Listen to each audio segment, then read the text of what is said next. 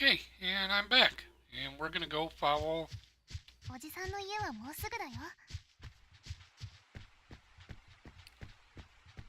あれ？他の人もいるみたいだね。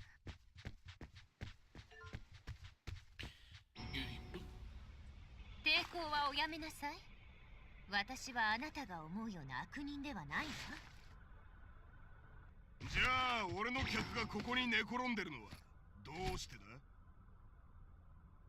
下賤な人間ごときを高貴なる精霊であるあなたが気にする必要はないでしょう。それにこの私に従えばかつての身分を取り返せるわ。自分や亡くなった家族のためにも。私につきかつての主を捨て我が騎士になると誓いなさい。はっ、これ以上は時間の無駄だ。今すぐこの島から出ていけ。そう、これ以上は時間の無駄ね。正解に連れて帰ってから考えましょうか。さあ、彼を捕らえなさい。やめて、サムエルおじさんをいじめないで。また邪魔が来たよね。早く捕らえなさい。他のものは好きにするといいわ。ダメ。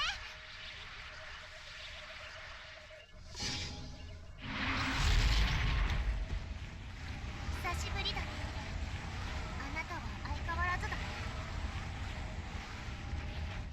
アイナお姉様、あれから見つからないと思ったらそんな人間の中に隠れているとは。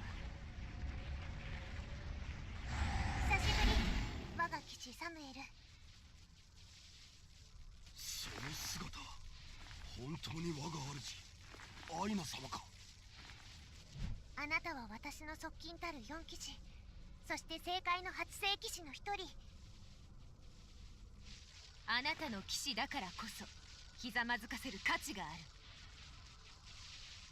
はあ、和解はできそうにないね。そのまま聞いて、あなたに力を貸してあげる。だから私を信じてほしい。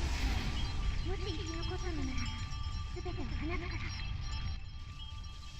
あなたにはわからないだろうけど、私が選んだ9人目の聖騎士。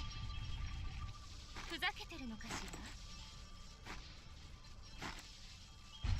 アイオリアの王子アイナの名において召喚する。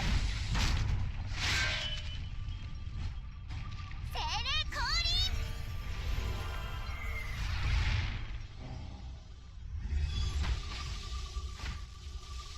さあ行くよ。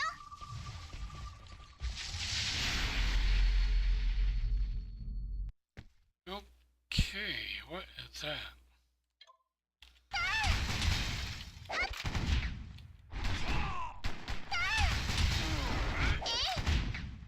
それじゃあ始めよっか。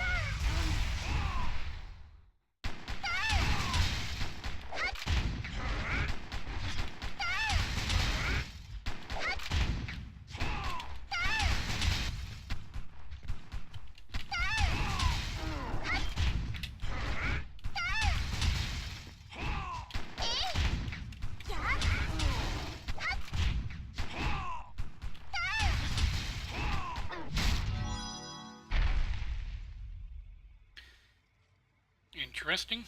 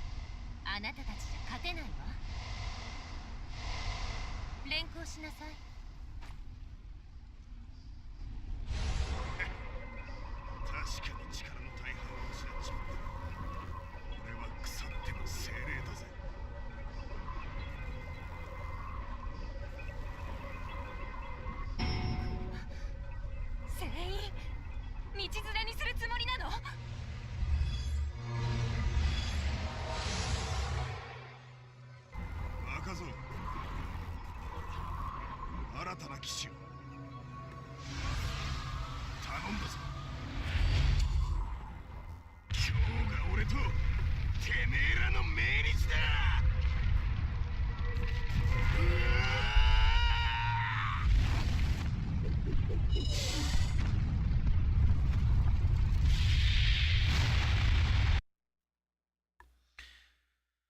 Okay.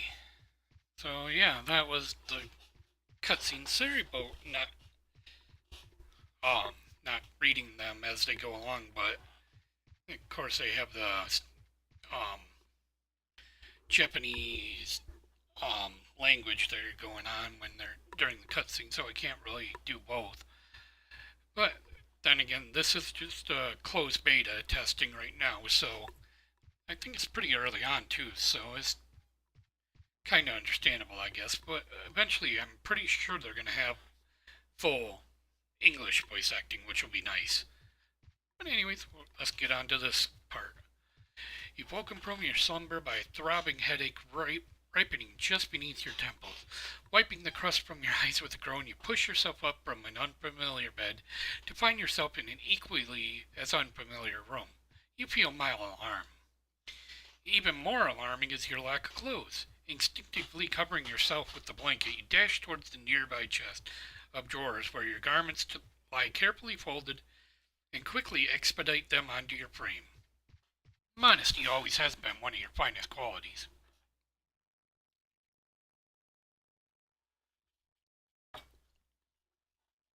Sorry, I had to take a drink. Venturing towards the door with mild trepidation, you twist the handle with the creak. The sight before you is blinding, literally, because your eyes haven't adjusted to the sun yet. You walk out feeling a bit like a bat, and promptly run into a soft body. Oh dear, you'll have to excuse me. I didn't know you were. The girl blinks innocuously as you slowly wrench open your eyes. Once you seem to have regained possession of your sight, she continues. Man, I can't talk today. Azalea, call me Annie. I'm the on-call nurse in this town. A crew of fishermen found you and dear Fina unconscious down by the beach. So the mayor asked if I couldn't look after you. You've been unconscious for 3 days now. Annie reaches a hand out to feel your forehead, big blue eyes narrowing in concentration. It seems you recovered most of your strength. I'll admit, for a while there, we were worried you'd never come to. It was fortunate those fishermen found you when they did. You asked about Fina's condition, worried she might have suffered the same fate. Fina? Oh, she's been up and about for the past day or so. Told her father everything. When the mayor heard, he wanted to make sure you got the best treatment. Hey. Everyone's been quite beside themselves with worry, but you seem to have gotten through the worst of it. Anything still bothering you? Still a bit weak around the knees, I'm sure, and the sun obviously already did a number on your eyes. She laughs to herself while giving you a quick once-over. You test out the various functions of your body, giving your arms a stretch, shaking out your legs, twisting your hips. The actions prove more tiring than usual, for sure, but nothing seems to be broken. There's also the headache pounding just behind your eyes, but you hope that will fade in due time. More than yourself, you find your thoughts stuck on what happened on that island. Vina, Samuel, that weird pixie girl. An answer or two might be just the thing to assuage your headache. You ask Annie if you might talk to the mayor and sort some things out. Okay. Gotta go to the mayor. I believe, yep, he's right over here.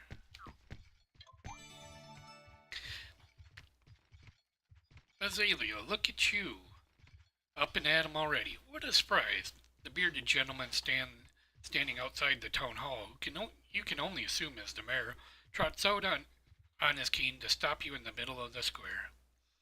Fully recovered, have you? Nothing still rattling about inside that head of yours? He begins prodding you with the tip of his cane as though checking for doneness. You let him continue until he takes a sharp whack at your shin. Man. Nearly gave me a heart attack when I heard, My darling Fina attacked on that island? What's a father to think? I knew of the wolves, of course, but the markings on your gear weren't of wolven origin. I could only fear the worst, that you'd violated my daughter in every way possible. And there's one instance of perversion. Just as you start to fear for your life, Will lets out a laugh and promptly thwacks your shoulder with his cane so hard that it'll leave a bruise. I'm just playing with you. Fina told me everything, of course. Turns out you saved my daughter's life. Guess that puts me in your debt. Word spread, too. Everyone's talking about the young hero who saved the mayor's daughter. Didn't know you'd become a celebrity so quickly now, did ya? Will lets out a gravelly voice laugh as he strokes his beard. I just can't talk. You wouldn't happen to be available, would you? My daughter's single. He gives you a playful, rib-crunching jab with his elbow. That being said, have you took a peep at your gear? It was pretty roughed up, so I asked some of our finest artisans to fix it up for you. Free of charge, of course. Cool. Free of charge for you, that is, but not for me. Oh, need to deliver these checks to the merchants. If you excuse me for a second, I'll be back to answer any more questions you may have in 2 shakes of my beard. Will begins rifling through a heaping pile of the checks he's just procured from his pocket. Will, oh God, Will, you've got to do my. A woman jogs over just as Will turns to leave. She has to stop and catch her breath, hands on her knees and ample cheeks flushed with a brilliant rose. Balgarth, my husband, She wipes the sweat from her forehead, still struggling to form words. A heart attack. He's having a heart attack. Sweet morning glory, Petunia. I'll send someone over post-haste. Will's normally placid brow bristles with worry. Oh, please hurry. Will, his eyes. All I could do was stand there as he writhed and kicked about the floor, begging for me to help him. He needs help now, oh, Will, please don't let my husband die. Her shoulders start to convulse as wet, salty tears spill down her cheeks. Will lays a hand on Petunia's shoulder. Now, Petunia. We'll make sure he pulls through this if it's the last thing I do. Azalea, He glances toward you, then down at the checks in his hand. Well, now I'm in a right pickle. Recognizing the torn look on his face, you step forward with unexpected vehemence. You'll deliver those checks. You'd like to say a word of thanks to the merchants anyway. Will's help is needed elsewhere. You're a good kid. You have my thanks. Handing over the checks before clasping your hand in his, he looks you straight in the eye. So far as you can tell with those flocculent brows? Flocculent? I've never heard of that. Never mind. Return to me once you've delivered the checks. There's something else I need you to do.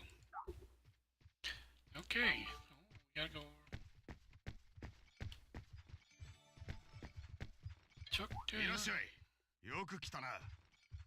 Payne's weapons. Come take a look. Axes, swords, halberds, right off the iron. Get 'em while they're hot. Woo! The shirtless man in front of you twirled a hammer between his fingers before bringing it down atop a glowing red blade. Sparks sizzle and hiss. Pleased with himself, he flexes his tree-like arms to his either sides. Still got it. Mildly afraid of being bludgeoned or given a fiery makeover, you approach the man with caution, but he's quick to notice you. He turns toward you with a slow, heaving breath that makes his abs ripple. Oh, you must be the sprout that saved our little Fina. Was expecting someone with a bit more brawn. Clearly you're capable enough.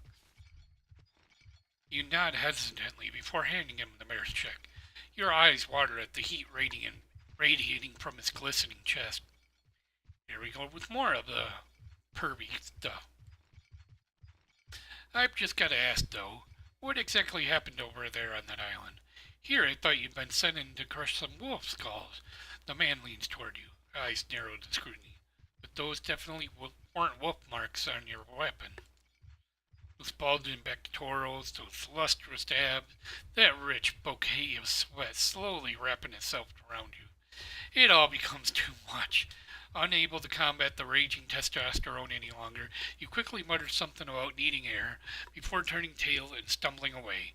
You didn't sign up for this. Boy. See? What did I tell you about the perviness in this game so far? さあ見ていってくれ。買わなきゃ損だよ。 Quality armor for a fair and reasonable price. Don't miss out. Come one, come all, armor's all the rage, and I got a haul. You there, darling, yes you, the fabulous one with the tight little bod. Get over here, you. You simply must try on this vest. The man grabs you by the arm and forces you into the most garish vest you've ever laid eyes upon. It's a perfect fit. I knew it would be perfect on you. I did. Not wanting to appear rude, but not wanting the hideous fabric touching your skin for even a second longer, you quickly shrug it off with an apologetic smile. Procuring one of the checks from your pocket, you explain the reason for your visit. Will sent you here, did he? That old scoundrel. Here I was hoping for a personal delivery. Glancing down at the check, the man clicks his tongue with a sigh. He quickly realizes exactly who you must be. Wait, you're the one then, right? Raywing's very own idol. He sidles up to you with a grin, eyes taking in the garments he must have sewn up only a day or two prior. How are my babies treating you? Divine, aren't they? Once Gain gets his hand on something, expect nothing less than perfection. I must say I'm surprised to see you waltzing around so quickly. Those holes, girl, they'd make a man jealous. Half expected you to be a big old slab of Swiss cheese. Swiss cheese. Okay. Go finish this. She's here. いろいろ取り揃えていますから、ゆっくり選んでくださいね。 You should always take a few potions with you when you leave the house. You never know when they'll come in handy. Approaching the last recipient on your list, you heave a sigh of relief and slip the final check from your pocket. Just as you open your mouth to speak, the girl turns toward you, mouth agape. Potions! The voice is like a train engine, forcibly ramming itself against your eardrums. Even after her tongue stills, your ears continue to ring. For just a moment, it feels as though you're floating on air, devoid of any memory of who you are or what you're doing there. Potion! It's you. I didn't even see you there. Reality gradually spins back into focus. You rub your temples as the headache from earlier returns with a thundering flourish. And what a surprise. You've recovered already, haven't you? I stop by the clinic every day. Every day, you know. So I saw you all splayed out on that bed like a naked mole rat. So pitiful. Hard to believe it was you who took out that whole pack of wolves single-handedly. Guess you can't judge a book by its cover, or in this case, a person by their saggy pallid skin. Still mightily dazed and now somewhat humiliated, you decided it would be best to remove yourself from this woman's proximity as soon as possible. There is one thing, however, that strikes you as odd. She's not the first person to think you'd merely taken on a few wolves. Okay.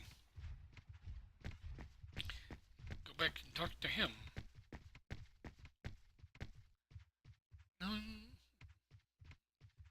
Actually, I'm going to cut it right here. Then when we get back, we'll talk with him and we'll continue on. I hope you enjoy this series, this weird MMO game that's upcoming. So, yeah, let me know. Have a good one.